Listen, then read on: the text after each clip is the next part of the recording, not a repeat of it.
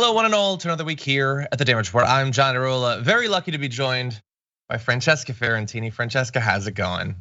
Happy Valentine's Day. Yes, happy Valentine's Day, everyone. Francesca, how is your Valentine's Day going? Oh, it's fine. I mean, so far it's good. If I'm not showered in, if I don't get enough like little letters stuffed into my homemade Valentine's Day shoebox, I'll be very sad.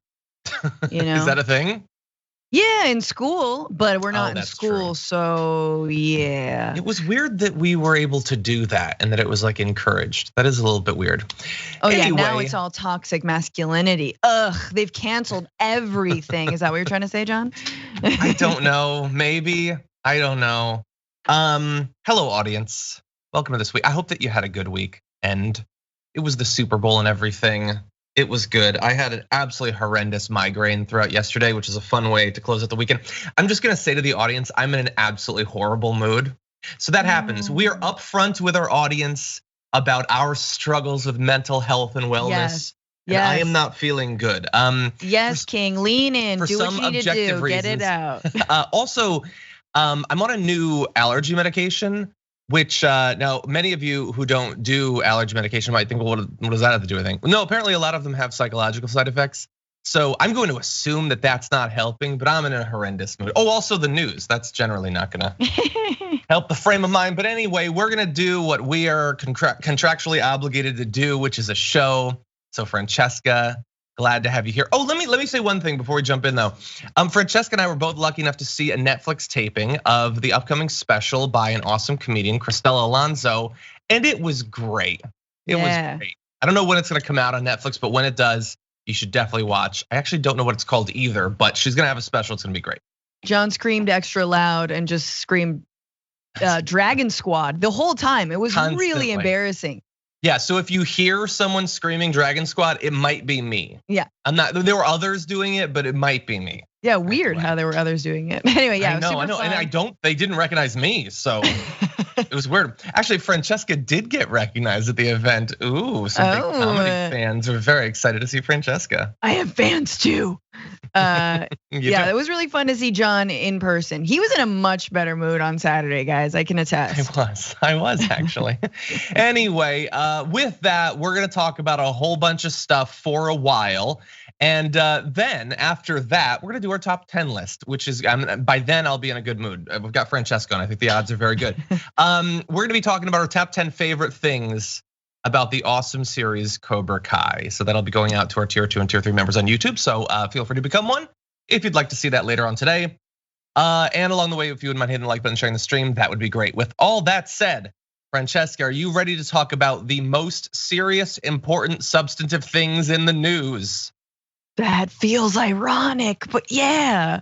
It feels semi-ironic. Okay. Well, I'm gonna say what I say quite frequently these days, which is I would love to come to you with, here are all the things the Biden administration is doing. I looked, there's nothing. I mean, there's Ukraine, I guess. You wanna talk about that some more? No, aside from that, no, the world is hell. There's basically no prospects for it to ever become better. So we're left with this news. So with that said, happy Valentine's Day and let's talk about some stuff. We are fresh off the big game, which I'm calling it that because I think you can be sued if you use the actual term, not sure. Anyway, yesterday, not far from where we're filming, was the big game. And during the big game, they have a big halftime show, which featured people like Dr. Dre, Snoop Dogg, Eminem, Mary J. Blige, Kendrick Lamar, and 50 Cent, all performing together at SoFi Stadium. In the game that ended up with the Rams having won. Now, a lot of people have had a lot to say about this Super Bowl performance. From isn't it ironic that now we're the generation that they're doing like older throwback artists for? Like it's not the Rolling Stones. It's like, oh wait, that's what they're doing now with 50 Cent. But that's a lot of people to fit into 12 minutes too. A lot of people seem to really like it. Some though, not so much. So we're going to touch base with their fifis about this halftime show. Charlie Kirk got a lot of attention for tweeting, the NFL is now the league of sexual anarchy. this halftime show should not be allowed on television.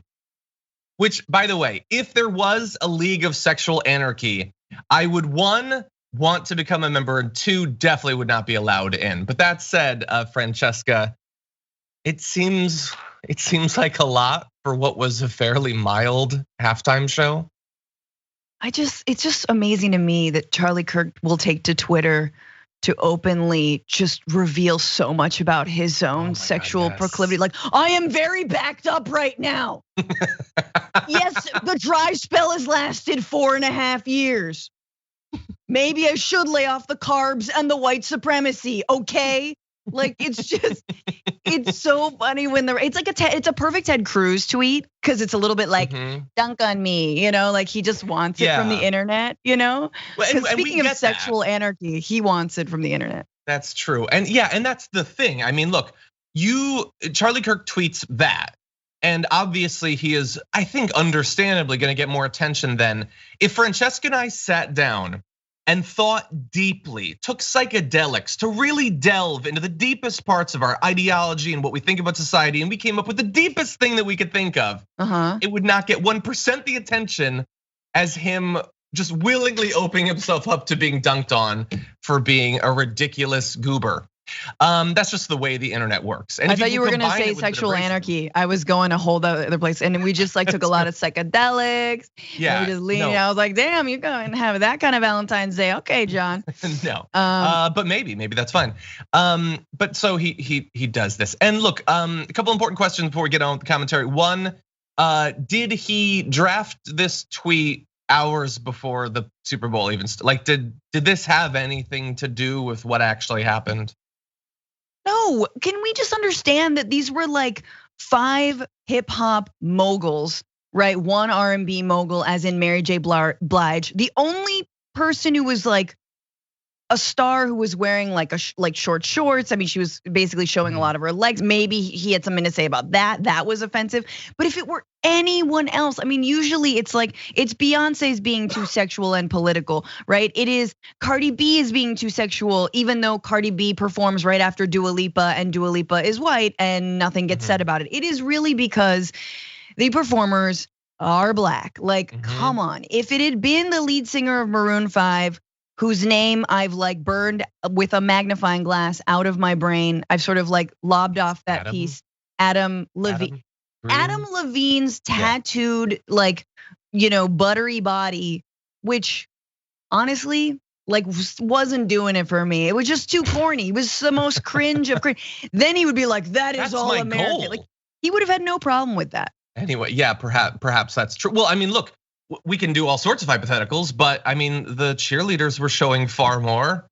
They tended to be blondies, I noticed. But yeah, no, it was Mary J. Blige showed a little bit of ass cheek, and she's black. That is what it is. That's all it is. We're not going to pretend that that's not what it is. Now, and there's also obviously a huge amount of hypocrisy here, because people have found that apparently during the Super Bowl where Beyonce was performing, he had a tweet about it being fire, fire, fire.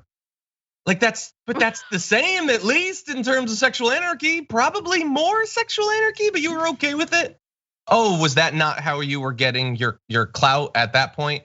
So anyway, that's all true. Everything that we just said is true. But also, here's something that we can't miss.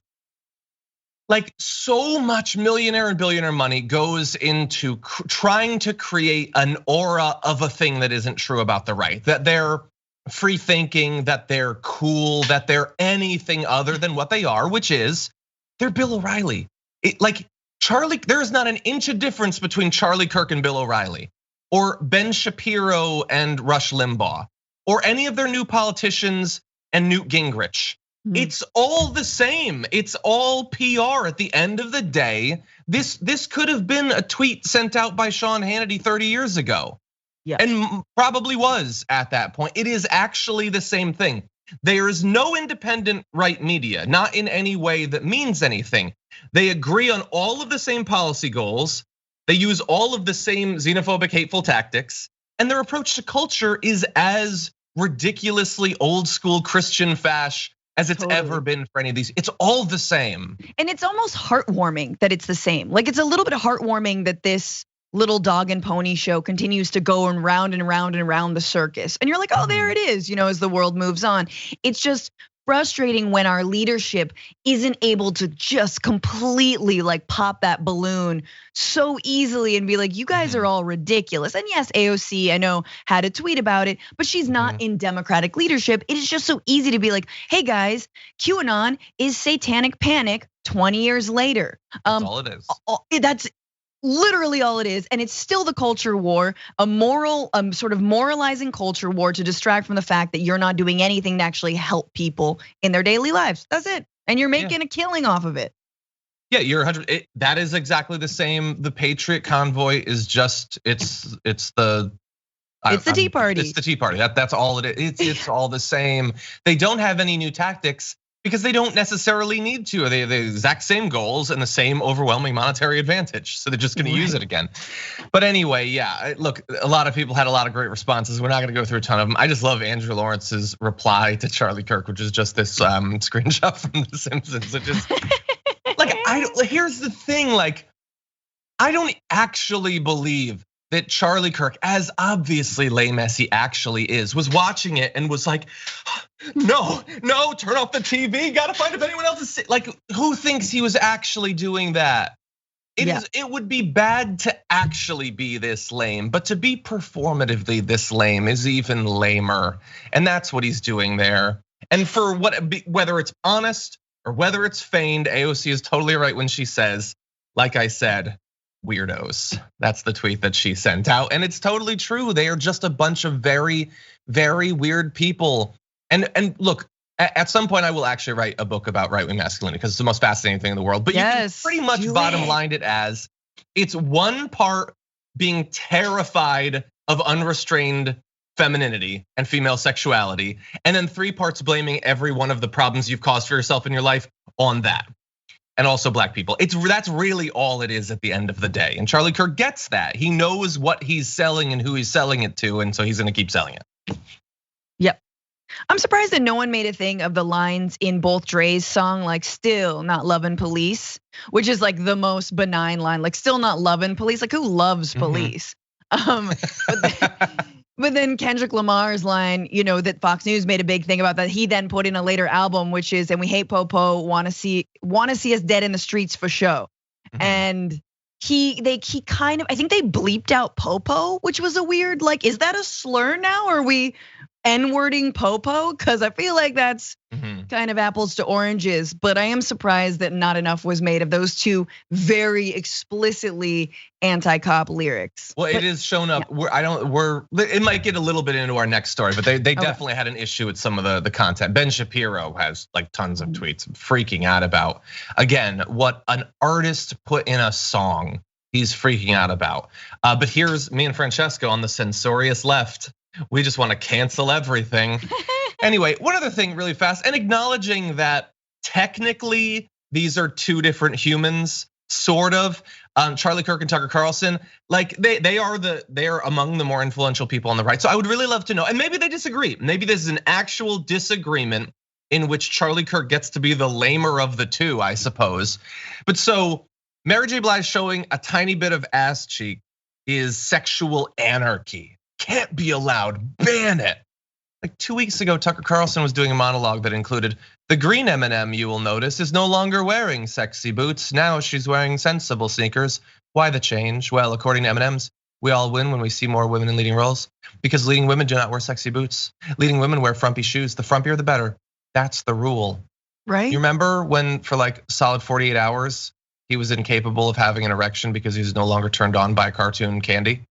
Like, so what, are we desexualizing everything and that's what's wrong with the left? Or are we uber sexualizing everything? Which is it? Like, what's the correct level of you being turned on for us to operate under?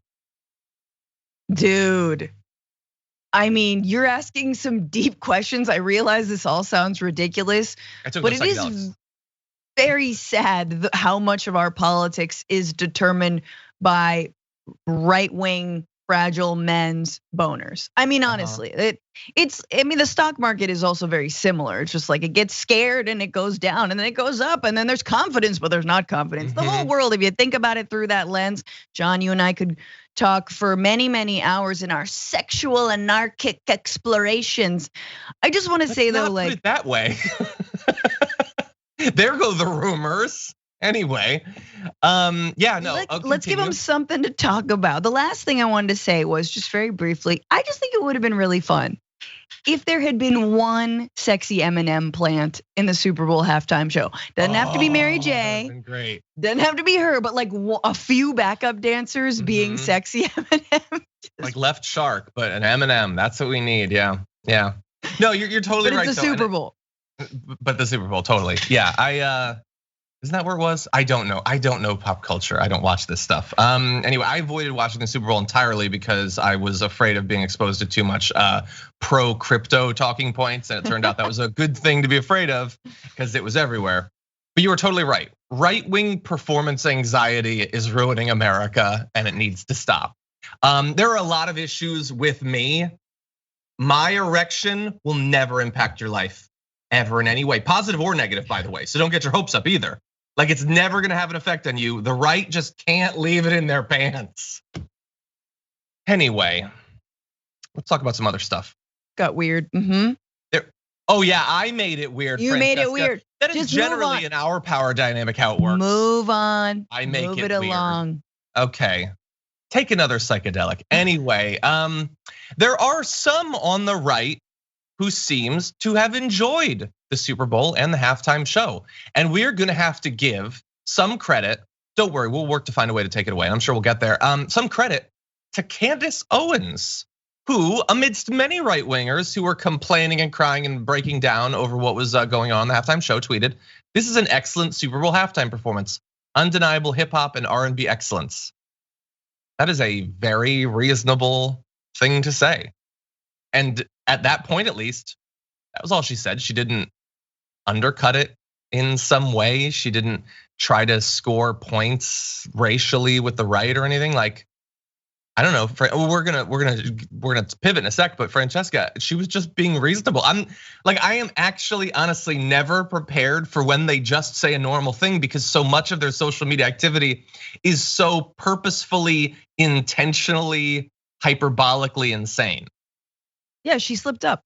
We caught her slipping, meaning she didn't use this as an opportunity to hit against the left, to hit against Black Americans, who she loves to throw under the bus. She just kind of said what she felt and probably who she used to be before she decided to become a right-wing grifter. Remember, Candace Owens actually did sue for racial discrimination way back in the day in her high school. But never talks about that. She understands racism and systemic racism exists. She's experienced it herself, and she likes rap music. And she didn't. She just slipped up. We caught her slipping, which I think is really funny because you're like, oh yeah, you're a human who grew up. You're probably a millennial. You really like Dr. Dre and Snoop, like we all do, and you grew up listening to him. And hell yeah, it was excellent. Yeah, I don't know. I mean, like maybe we would disagree as to whether it's slipping or is this her exercising actual like autonomy and freedom from the very, very, very carefully crafted brand that she has designed to profit in this media sphere. I don't know. I like at least the idea that these people do have something inside that exists that is real and true, that Tommy Lauren can have a thought that didn't go through 30 filters of will this increase my clout and money? Totally. I just like that idea. But anyway, the reason generally that they are so careful with what they say is because they have been conditioned to be. They say a certain sort of thing, people clap for them. They say another sort of thing and people jeer at them. And so that is what Candace Owens got. We're not going to show some of the tweets I could have because we don't like to show racial slurs on air. But some of them include worst ever. And like usual, the NFL has to push the diversity crap, but yet there was no diversity. Maybe a rock musician and a hip hop artist, each one doing a performance, and let the crowd decide who gets the biggest cheer. Why does everything have to be a competition, by the way?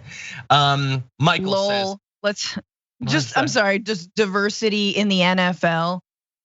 But if like there was a black quarterback, they'd be like, they can't actually be quarterbacks if there's a black manager. Shut up about NFL diversity. And it's no diversity. Like no, but like Robert M., you know what you're doing. That's not what diversity, you know that. Are we gonna have to do this? Do we have to go through this? That's not how it works. You don't need to have diversity in every single atom, every quark, however tightly you cut it. Okay, sure. If you look back someday and the last 50 Super Bowl performances have all been Dr. Dre, then okay, you can make some sort of case, but that is not how diversity actually works. Would you like to run the numbers racially on performances over the last 50 years in the Super Bowl? I don't think you do. Anyway, Michael's worried that the NFL has dismissed 70% of America with the halftime debacle. What are you talking? I don't think I've ever liked one of the, other than maybe Beyonce and kind of Lady Gaga. I don't think I've ever liked anyone who performed at the Super Bowl. When am I going to be represented? Candace, please tell me that you're kidding. That was really ghetto. NFL, NBC, Pepsi showed zero diversity. Jesus. Ooh. There was a white rapper on stage. Are we ignoring Eminem? I feel like you're erasing him. This is Eminem erasure, and I will not stand for it. Yeah. The NFL produced a halftime show featuring music that is the anthem for sexual assault, promiscuity, and violence against law enforcement. And I want to be very clear, as much as I disagree with many of these people, I do agree that the NFL halftime show is not the proper venue for glorifying sexual assault, promiscuity, and violence against law enforcement. It is Republican presidential campaigns. That is where you are supposed to glorify those things. Insurrections in January are when you're supposed to be glorifying violence against cops. Any single comment about how awesome Donald Trump and his sexual history is, that is when you're supposed to be glorifying sexual assault and promiscuity. That's the proper venue, not a sporting event, Francesca. Yeah. These are different worlds, let's not mix them up. Save it for the campaign trail. It doesn't matter who would have. It does not matter who. The only thing that the right would have liked, yes, is if a bunch of green M&Ms showed their entire butt. Like that's it. There's like, then it would have been like, actually, this was really representative. Like, and even then they would. I feel seen. There's a lot of diversity. Like, I don't know, just like Dr. Seuss characters, but only the racist ones, just like the quote unquote Chinamen in little hats. Like, what would they have wanted, That show's got crack. Anyway, it closes with this. Candace Owens responded apparently to many of the, like we showed you ones we could get away with on a live broadcast. There was a lot of racism, the N-word, all sorts of things. And the thing is, like, you can get trolled and attacked on social media. That happens constantly. But generally, that should be coming from people who don't agree with you. Like, these people don't agree with her on this, but that is her audience. That's her fan base. Like, how can you look out at that and not think, wait, have I been going down the wrong path for a while maybe? Why do these people generally love me if this is how they think? But anyway, she eventually put up a comment. I loved Luke Combs singing country music at halftime during the Thanksgiving Cowboys game. I also happen to love Dre, Mary J, and Kendrick Lamar tonight. I grew up loving both hip hop and country. Politics doesn't dictate who I am and what I like. Well, that last bit is not remotely true. Almost always it does. But in this particular case, so far, she has not ruined it. We'll see. We know when the right gets strong enough pushback for saying a reasonable thing, they usually crumble eventually. Any other thoughts, Francesca? I mean, I wonder what she thinks about Lil Nas X. I know Old Town Road. A lot of conservatives were like, yes, it's our time. It's Old Town Road. I love this. And then he came out with another album where he is 100% naked on the cover and was grinding on the devil and leans into the fact that he's gay and black and embraces it fully. Yeah. I wonder how they feel. I just love that turnaround. Anywho, I'm done. Yeah, no, that was an amazing evolution. And if you're Lil Nas X, what are you supposed to do? I mean, you can't stay naked because that's a league of sexual anarchy, but you can't cover up because then you're giving in. You're basically a green M&M. What are you supposed to do if your ass is out? I don't know. Anyway, with that said, we're gonna take our first break. When we come back, lots more to talk about after this.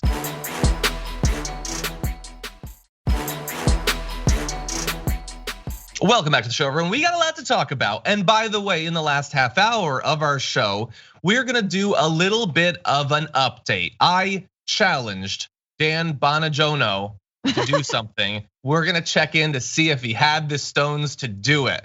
And from the developing smile on my face, I think you can see where this is going. But we're gonna check in with that at the end of the show, so don't miss that. But first, this. Melania Trump is a big charity person these days. She had her weird eye NFT hat sale thing. And she also has a high tea with Melania Trump charity event that she's going to be doing. Maybe, and maybe legally. It's not clear at this point. She's due to appear at a high tea event in April in Naples, Florida, which organizers say will, quote, benefit Fostering the Future, a Be Best initiative, which gives computer science scholarships to those aging out of the foster care system, which if you just focus on that part of it, that sounds awesome. I think that sounds like a great thing to do charity for. Now, if you'd like to go to this high tea, regular tickets cost $3,000. Limited VIP tickets cost $50,000. Lord. It's unclear what percentage of the proceeds will go to charity. Oops, they just forgot to make clear about that. It's not because it's a small amount or anything, but that actually is not the big issue with this, Francesca. According to the New York Times, no charity with the name Fostering the Future or Be Best is registered in Florida, and Florida charity laws require any organization soliciting donations in the state to be registered. So as of right now, at least, they don't seem to have any legal ability to be raising massive quantities of money to sip some bad tea with the former first lady. I don't care about the children. Oh my God, my Melania's off. Oh, it's been so long. It used to be pretty good. Oh, we'll get there.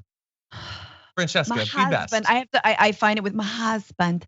And my husband says that the children are terrible people, and I hate them. I always get hate whenever I try to imitate Melania because they're like, "Yeah, just don't make fun of her accent." No, fools. We're gonna make fun of Melania forever. And by the way, we make fun of people we like too. We can mix it up. Sure, I make fun of Greta all the time. She's my muse. I love her. It's a form of love. Pickup artistry, according to Francesca Fiorentini. No, this is on brand. There is not gonna be any foster children receiving any kind of computer science money. No, that is, if anyone, it's gonna be like Barron is gonna get like a new MacBook. And they'll be like, but we disowned him and then we readopted him. We're like fostering him. Like that's all that's going to happen with that money. They are broke, okay? The Trump family is not in a good way. They need this money. She needs this money. I mean, who knows? Can you imagine the legal BS that goes on between husband and wife Trump? Just like between Melania and Donald, my God. So she needs legal funds. There's gonna be, there's a coming divorce. I'm sure of it. If he doesn't get reelected, in which case she's bound for life. I know they're still together. They're still together. I mean, by together, I mean legally together. I doubt that they've been within miles of each other for some time, but they're still together. She could have separated. He's not the president anymore. Like she could have pieced out. Anyway, I disagree with you slightly. I think that there is a good chance that some kids will get this money, but only because it's being covered. So spoiler alert, I was really hesitant to even cover this because it feels like the sort of thing where, I don't know, maybe the paperwork was later. So I give too much goodwill to people who've never once done anything to earn it. But I do think that if we talk about this, we can twist their arm into actually giving some of this money to kids. I think that there is a chance of that at least. So I'm hoping to help use this platform so that some foster kids could get a little bit of money from this insane fundraiser. You're gonna try and shame Melania's Be Best Foundation. They couldn't bother. Charity. They couldn't even bother to think of a good name for their charity. Be Best. We're an anti-bullying organization. Hey, be best. You You're not good enough. You not use underperforming mediocre loser. Be best, and then the bullies won't actually come after you. Like, come on. You're not gonna. These guys are beyond shame. No, the high tea will go forward. It's a perfect. It's a perfect shell company and shell game. And it is funny to see that Melania is doing it, because I think Trump's have been, like the Trump family organization's been burned on the whole nonprofit situation. So it is fun to see new Trumps trying to do the same thing. Totally. What is Barron's first big scandal gonna be someday when he realizes that he too can like bilk those followers of his family? Anyway, it involves crypto. We obviously know that. Oh my God, it totally will. Oh geez. Now, Melania has declined to comment, but later tweeted, "Everything has been done lawfully and all documents are in the works." Well, but like, this honest reporting at it again. Everything has been done lawfully. Sorry. No, continue. I can't. It is not on the screen anymore. We're working with Bradley Impact Fund, a donor-advised fund, to select charities that will receive the donations to foster children. That's not bad. For a long time I've thought that Cecily Strong had the best. I think we might have to do a comparison. Anyway, yeah, look, it's possible. I try to be understanding, needlessly, pointlessly, self-destructively so. That said, you didn't just move to Florida, like you've had Be Best. Why don't you have it registered in a state that you've been living in now for some time? Can I just say, weird. As I read that, I realized there was actual substance in what I was reading. The Bradley Foundation is a notoriously far-right foundation that gives to things like anti-union causes, trying to privatize public schools, defunding public schools in place of charter schools. Bradley Foundation is bad news. So if you're partnering with them, you can be sure, even if that money is going to foster kids, it's probably going to defund the foster care system and replace it with something like the DeVos family dreamed up. Maybe. By the way, I can't tell which producer put them. Marissa said this is a modern day Scott's Tots. Yeah, it's just gonna end up with them buying a couple of laptop batteries for some kids. That's all it's gonna be in the end. Anyway, I hope that they actually raise some money. In the end though, it's 100% what you said. They're grifters, man. They're just doing this to make a couple $100,000. These are billionaires doing ridiculous things to make 100 grand or whatever. Anyway, oh, by the way, I do like the idea though of a high tea fundraiser. Like I know that Gary Chambers has already raised like $600,000, but he should do a high tea. Get a little bit of tea, as Rolling Stone says, light up a massive blunt, high tea with the Senate, possible Senate member later on.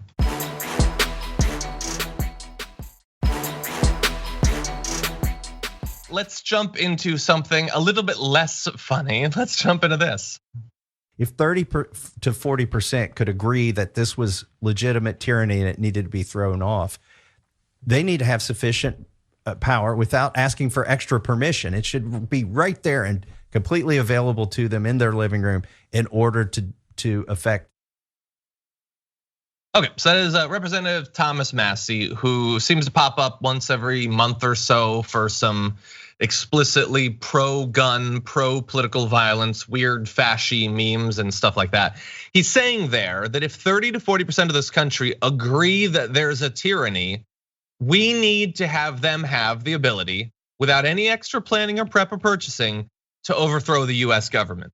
So there cannot be any limits on any sort of military hardware that would make it so that 1/3 of the country deciding they've had enough, that they can just go and murder the federal government. He is a sitting member of that government. And I have a feeling, I don't know, to some extent I'm speculating, I'm speaking for him, that this would not extend to 30% of leftists, Antifa people deciding that it's time to overthrow everything. This is just a sop to his base. They love the idea of eventually being able to gun down the National Guard, like murder Congress, like every once in a while. This is how you build clout on the right now, is implying that that is acceptable and that trying to stop that from happening is somehow wrong. They're already doing it. I mean, and these are the same people in the same breath who say Blue Lives Matter, and yet you've got the Boogaloo Boys who've absolutely been inspired by, statements like this, who are killing cops, who are killing National Guard, who are killing service members. What the hell are we talking about anymore? Like it is, yeah, you're absolutely right. And the problem is like we're not actually taking this seriously. who knows? Maybe DOJ since January 6th, it's been more than just a select committee, and there's a whole lot of stuff that's been going on. But I'm like, we just found out a week ago that the CIA currently spies on American citizens, and it's like, oh, dude, remember that coup? Could you have like stopped that then? Oh no, you make coups, you don't. Oh, okay, cool. Oh, they're former CIA who are in the insurrection. Tight. Like, I mean, even if 30 to 40% of armed right wingers were to actually rise up, like there's part of my brain that was like, yeah, I would love to see a Biden administration actually pull out the full force of the military. And then I'm like, we wouldn't do that. Well, yeah, he wouldn't, and I wouldn't want to see that. No, I'm not like, no. Who is actually interested in this? He wouldn't do it because if they were white, nobody would do it. If they were black or brown or wanted, fighting for economic rights, there would be tanks. So, but anywho, yeah, you can just easily say this and there's no consequences. No, not at all. And look, there's some reason to believe that what you said is true. Like, we see videos of, people like literally laying in their beds getting shot. Whereas, when the militias were doing standoffs with federal agents, they were literally just pointing rifles at them for hours and hours. And the cops never felt like they had to do anything about that. So yeah, look, the important thing is that I personally think that political violence is bad and we should work for a system where it's not encouraged. But the incentives in terms of fundraising and social media clout seeming to be an up and comer in the party, on the right, the incentives are pointing in all the wrong directions. So is it any surprise that people like Marjorie Greene consistently make comments like this and pose with guns, that Madison Cawthorn is constantly telling people that they might need Second Amendment solutions and all that? They have been incentivized by right-wing media and the right-wing base to encourage violence, and so they do it. And it is a vicious cycle that is not moving us in a good direction. He's a member of Congress. He should know that more than anyone. But anyway, let's go to some of his recent comments. Over 70% of Americans who died with COVID died on Medicare, and some people want Medicare for all. I read that one. It's not about political violence. I just want you to know what sort of intellectual firepower he's bringing to this particular fight. He put out this quote saying, "You mustn't question Fauci for he is science. To learn who rules over you, simply find out who you are not allowed to criticize." Which, by the way, it's not a Voltaire thing. It's experts say that they can trace it back to Kevin Alfred Strom, an American white nationalist. But again, any quote should be good or bad regardless of who actually said it. And how many stupid people love this quote? Like, everybody can criticize anyone. Some people like some, it's not nearly as deep as people think, but shallow people love stuff like this. Anyway, like you can criticize Fauci, we criticize Fauci, we criticize Biden. It's such a stupid thing to say. No, and of course, continue. Anyway, I mean, it is the most white supremacist saying ever. Like, it does make sense, and it matters that it can be traced to a leader of the National Vanguard or whatever. Like, because he's basically talking about Jewish Americans and African Americans. That's what he's saying. He's saying PC culture is the real thing that is like the problem. The fact that I'm not allowed to say the N-word or whatever it is, right? Yeah. Anyway, Voltaire, guys, Voltaire. By the way, Thomas Massey, criticize Trump. Come on, go ahead. Go criticize Trump. See what's happened to people in your party who have done that. I guess he rules over you. I guess it's tyranny, since if you criticize him, you'll be run out of your party. Again, it's just shallow people love stuff like this. Anyway, there's not gonna be any consequences. You could encourage this. You can maintain the fiction that 30% of the country with a random assortment of small arms is gonna be able to take over the government. We are led by stupid, opportunistic grifters. That's all it is. And they will be hiding in their bunkers if anything comes to pass. They will not be on the front lines with all the rubes that they've convinced to pick up arms against the government, which, by the way, is illegal if you are sitting in government. Constitutionally, you're not allowed to aid or abet or encourage any kind of insurrection against the US government. Funny how we continue to forget that. But they'll just be like Trump. They'll be like Trump. They'll be whisked away to the safe room as people fight their stupid civil war for them. Yeah, it's all gonna be, we're gonna march to the Capitol and I'm gonna be marching with you. Peace. That's all it's gonna be. Keep going, you're doing great. I'm watching on TV, loving it. I'll be right there. Just gotta grab a thing and the Amy. Okay, we're gonna take our second break. Everyone, don't go anywhere. We'll be right back.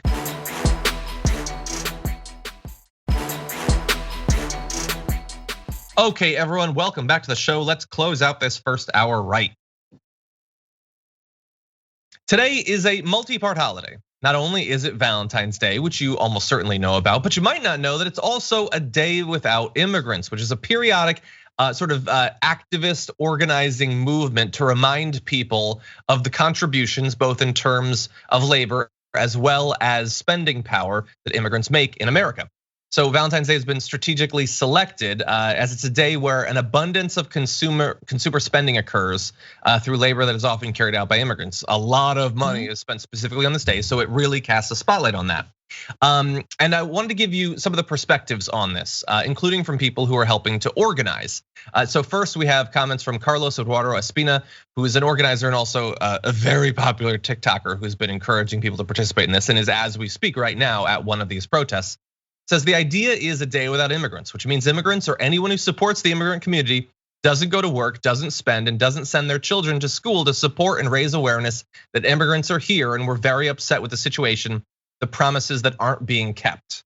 So I can tell you there are multiple protests here in LA. Also, 2,600 businesses across the US have pledged to close for the day in solidarity with the protest. So really fast, we're always put in kind of a difficult situation with these sorts of things because obviously we do want to show solidarity for the community, but we also want to cover the event. So we're doing that, have whatever perspective on that choice that you want. But Francesca, what do you make of this? You mean because we're working? I mean, we are technically working. We're trying to make sure that people know about this. We've had to do that before sometimes. It's difficult. I think the media gets a pass. If we were in something else, I would say it'd be different. I think it's excellent. We need this. I think that especially given the fact that we are a year into the Biden administration, over a year, and the promises around immigration have not come to fruition. And all those promises are rolling back Trump era draconian laws that do things like the Remain in Mexico laws that are incredibly harsh and are causing, I mean, the immigrants who are in Mexico or at the Mexico-Guatemalan border are facing incredible violence and precarity, to say nothing of those who are waiting on the Mexico side of the US-Mexican border, to things like Title 42, again, a Trump era regulation that says because of the pandemic, we do not accept asylum seekers.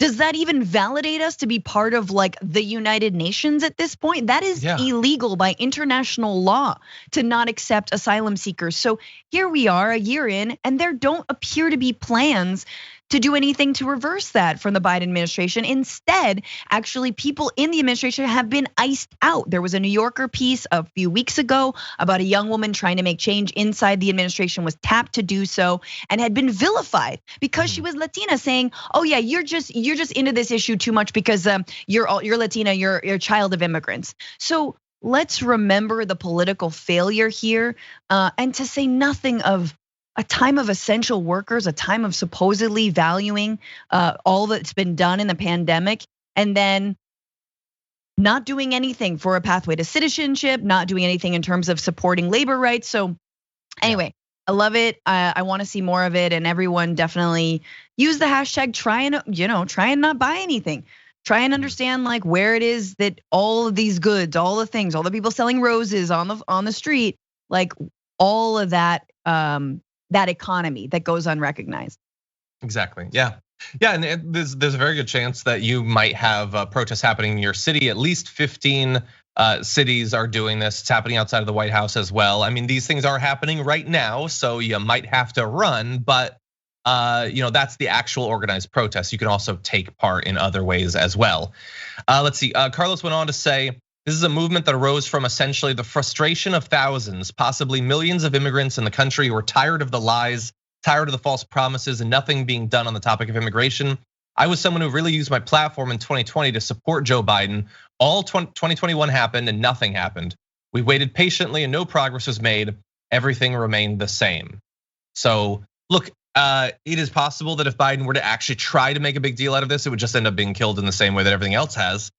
but he can at least do that. He can try as hard as he can, and I haven't really seen it. Not even to the sort of light extent that I've seen some advocacy for like a voting bill and those sorts of things. Yeah. But anyway, I want to give you some numbers. Immigrant-led families in the US possessed about $1.3 trillion in spending power back in 2019. They paid about 331, I believe that's a million, or that might be billion in federal taxes and 162 billion, billion, in state and local taxes. So that's a huge amount of money. And undocumented families paid about 19 billion in federal taxes and nearly 12 billion in state and local taxes back in 2019. So remember that when you hear lies about taxation and social services and all that for the undocumented.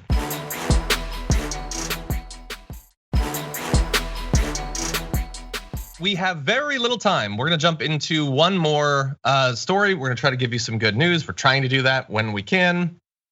Okay. There are a number of encouraging signs when it comes to the way that those in the US view unions, the labor movement, all of that. Actually, between 2019 and 2021, so just the last couple of years, which of course has been during the pandemic, the overall percentage of US union members has stayed flat. So that's not great news, but the percentage of workers aged 25 to 34 who are union members rose from 8.8% to 9.4%, around 68,000 workers. So that number, the younger workers, is going up. There are more unionization attempts as well. In January, there were 170 petitions filed for union elections with the NLRB. There was more than double the 83 filed in the previous January. And a Gallup poll from last fall showed that 68% of Americans support labor unions, the highest approval rating since 1965, when Gallup reported 71% of the US supported unions. And it's possible that that's going up as a result of a lot of really high profile attempts to unionize at corporations, making clear the need for not only increased pay, but also protections during this dangerous time. Francesca, what do you think? No, it's huge. I mean, and this is exactly, young folks understand, power concedes nothing without a demand. There is nobody looking out for the rights of workers, and you will get screwed over. Many have, unless you actually unionize and you fight for a raise, you fight for time off, all the things that folks deserve. And this happens on every level. It's not just, Starbucks workers. It also needs to happen, on a media level. I mean, to be frank with you, there's a lot of folks, especially working on online platforms or writers, they're not part of unions. They're actually kind of iced out of places like the WGA. So we're experiencing a renaissance, as I like to say. And I do hope that we overturn some of these right to work laws that I know really have a stranglehold on people's ability to unionize. And Biden can do a lot. Biden doesn't even have to, it's not even a hot button issue. So I'm just like, can we pass the PRO Act, please? Mm-hmm. No, that's another thing that they value the filibuster more than. Unfortunately, I mean, they would love to do it. They would honestly, it kills them to not be able to do it, but they would rather have the filibuster than to do that. Yeah, and there's other stuff that he could do, obviously, with executive orders, executive actions, all that. But yeah, there's gonna be a lot of work that's required to get like the labor movement to where it needs to be. For historic purposes, US union membership peaked back in 1954. At that point, slightly more than 1 out of 3 workers belonged to unions. By last year, it had fallen to 10.3%. So very, very small percent. And why wouldn't it?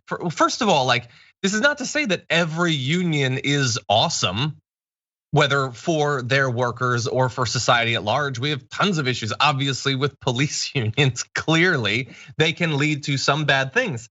But a lot of people have grown up in an environment where it is just expected that most of what you hear about unions is gonna be negative. It's gonna be derogatory, if you hear anything at all. Right. And so it's another one of the reasons why I think it's so important that you've seen attempts at places like Amazon, at Starbucks, and that thankfully some people are actually covering this. You have to have a countering to that negative, anti-union propaganda that people have heard for literally decades. And it's American as apple pie, but we've erased our union history. We've erased the radical history that gave us things like the weekend and a 40-hour work week, which we should now be going for 35 or 30, because the ruling class is afraid of our own American history. So let's not forget that it is part of our legacy and we should continue it. I agree.